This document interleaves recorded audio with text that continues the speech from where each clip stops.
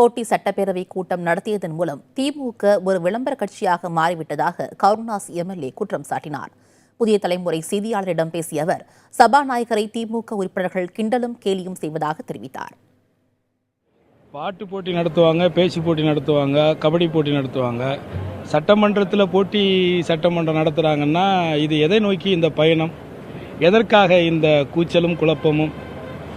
முழுக்க எனக்கு தெரிந்து திராவிட முன்னேற்றக் கழகம் ஒரு எதிர்க்கட்சியாக செயல்படுவதை விட்டுவிட்டு ஒரு விளம்பர கட்சியாக தன்னை முன்னிலைப்படுத்திக் கொள்வதற்கான ஒரு வியூகத்தை தாங்களாகவே அமைத்துக்கொண்டு உண்மைக்கு புறம்பான தவறான தகவல்களை மக்களிடத்திலே பரப்பிக் கொண்டிருக்கிறார்கள் என்றுதான் என்னால் சொல்ல முடியும்.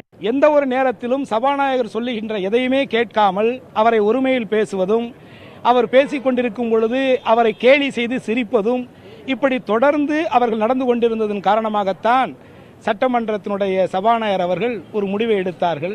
இன்றைக்கு அடுத்த நாளாக அவர்கள் தடை செய்யப்பட்டதற்கு பிறகு மீண்டும் கதவை திறப்பது, பூட்டை உடைப்பது என்று ஒரு ஆர்ப்பாட்டம், அடுத்ததாக இன்றைக்கு போட்டி சட்டமன்றம் நடத்துவதாக ஒரு ஆர்ப்பாட்டம் என்று சொன்னால், இது தன்னை நம்பி வாக்களித்த அந்த மக்களுக்கு அவர்கள் செய்யக்கூடிய மிகப்பெரிய ஒரு துரோகம் என்றுதான் சொல்ல வேண்டும்.